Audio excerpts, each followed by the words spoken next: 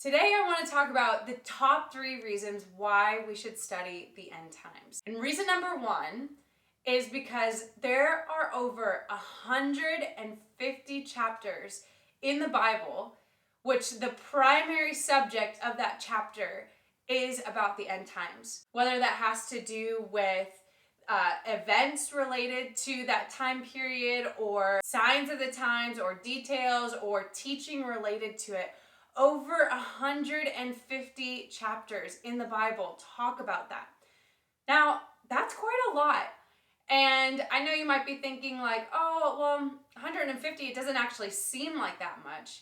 But if we were to take all 4 of the Gospels, Matthew, Mark, Luke, and John, and we were to combine those together, which the primary subject is about Jesus' ministry and his life here on the earth, well, all 4 of the Gospels add up to 89 chapters. And when we compare the two, looking at 150 chapters, we actually realize there's quite a lot of material about the end times. And to me, that really goes to show that the Lord, quote unquote, went out of his way, or he put an emphasis in the Bible for us to say, hey, I'm talking a lot about this and I want you to know this material. And we know from 2 Timothy 3, verses 16 and 17, that the whole Word of God is inspired by God. It's given to us for reproof, it's given to us for correction, it's given, it's profitable to us, and it's given so that we would be equipped, and it actually says complete,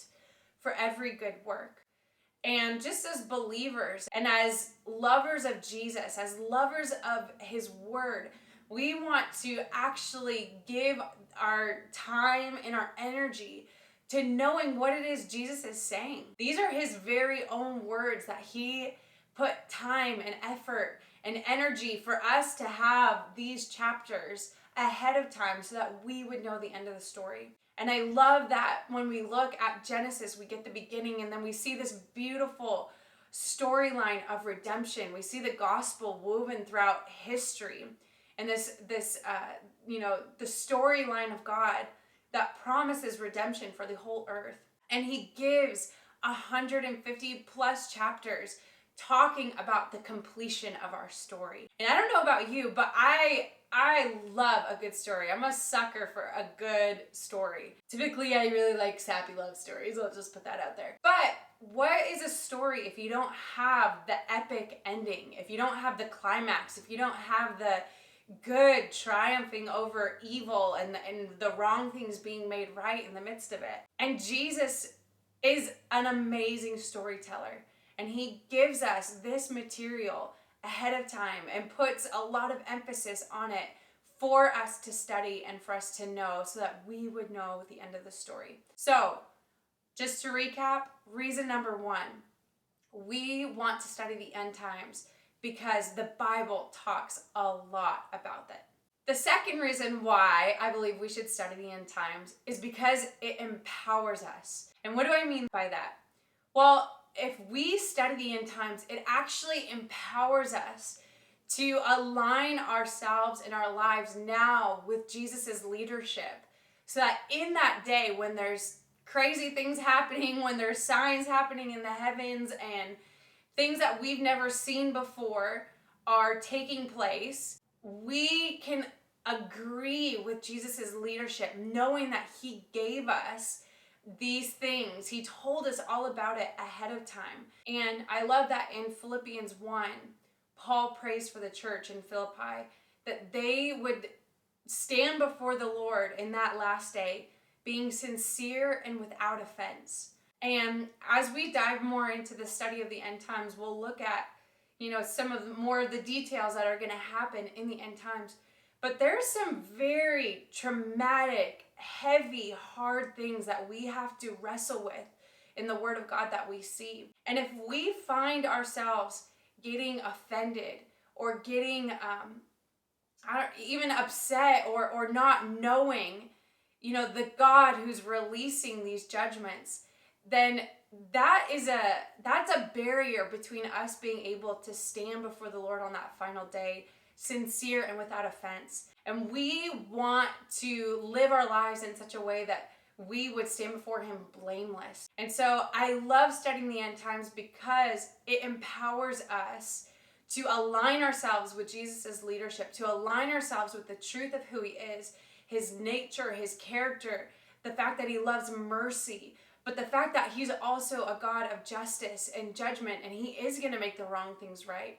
And it empowers us to align ourselves with him now so that we overcome fear, we overcome in deception, and our hearts aren't offended by him. And we know one of the very first things that Jesus tells his disciples, actually in Matthew 24, the disciples come to Jesus and they ask him, "Teacher, what will be the sign of these things?" You know, when Jesus was talking about the temple being destroyed in Jerusalem.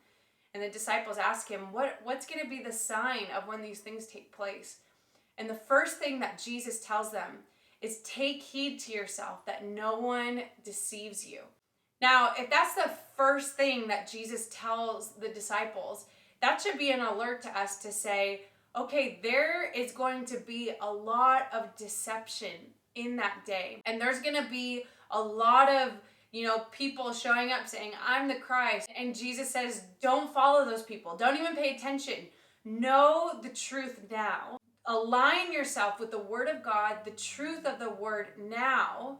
Actually give yourself to intimacy with Jesus so that you would not be offended and that you would not be deceived in that day. And then Luke 21 talks about men's hearts fainting for fear because of the things and the signs that are going to be happening in that day.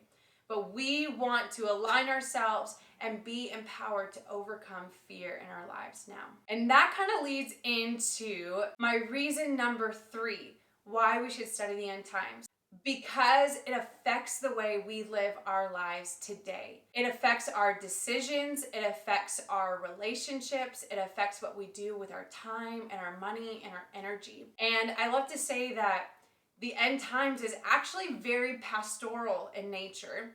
And what I mean by that is usually when we see Paul or Peter or Jesus, any of the apostles talking about the end times, even some of the Old Testament prophets, when they talk about the end times, they usually bring it right back around and saying, therefore, in light of this, how should you live your life now? And I love that because it gives us a sense of urgency and it gives us a focus to what we're doing with our time and our energy in our life. Now, let me give you an example. In 2 Peter 3, verses 10 to 11, Peter starts talking to his audience about the fact that the day of the Lord would come as a thief in the night, and the elements of the earth would pass away. And he actually talks about fire coming and consuming the earth. But his very next verse is saying, in light of the earth being burned up with fire, how then shall you live? What kind of person should you be in holy conduct and godliness? And what Peter really is saying here is, all right, we know what's coming down the pipe in years to come, that the earth and its elements are going to melt away or be burned away with this fervent heat. And therefore, since we know ahead of time that this is going to happen, how should it affect our lives now? And I love this because he talks specifically about our godly conduct and our holiness. And I believe our godly conduct is the way that we just conduct ourselves in life, the way that we interact with people, the way that we make our decisions, even the focus that we give to our life. And our holiness is that it would be a big deal in our lives, that we wouldn't just go with the waves of the culture and society that says, this is okay, this is okay, this is okay. No, but that we would actually conduct ourselves in holiness and purity, that we wouldn't give ourselves to the lust of the flesh, that we would actually prepare ourselves as a bride, pure and holy and spotless before him. And what I love about the end times is that it gives us almost this greater emphasis on the first and second great commandment, to love God with all of our heart, soul, mind, and strength, and to love others. that in light of the fact that Jesus is coming back, that he's returning to planet Earth, if we know that and if we live our lives in such a way that we're preparing our hearts and ready for his return, that means that we are going to love him with all of our heart, our passion, our emotion, the thing that drives us, the very heartbeat of our lives, that we would love him with all of our soul, which is our personalities and even our giftings and who we are, what we're made up of, that we would love him wholeheartedly in that area, that we love him with our mind, our very thoughts, the things that we give our mind space to. I love it because we can close our eyes and there's this world where it's just him and us here, behind our eyelids, so to speak, behind here, it's him and us. And he says that we should love him with all of our mind, to give him our thoughts, for him to be the thought before we go to sleep and the thought that is on our mind as we wake up in the morning. And lastly, to love him with all of our strength means to love him with our resources, our money, our time, our energy, our physical strength, even our decisions, that to demonstrate our love for him. But then we're also not just loving him, we're loving other people. Knowing that when we love this way, it's a demonstration of our love this way. That as we are loving others, we're also loving God. And when we study the end times and we realize that Jesus is coming back soon, it affects all of those decisions. It affects the way that we respond to someone else. It affects the way that our heart responds to the Lord when we didn't get the promotion that we wanted, or when someone is treating us wrong, or even a loved one dies, or we're seeing some of the chaotic things that are happening in the earth, like shootings and natural disasters. The way that our heart responds to the Lord, it causes us to live in light of his soon return. And so these are 3 out of many reasons why we should study the end times. But those are my top 3.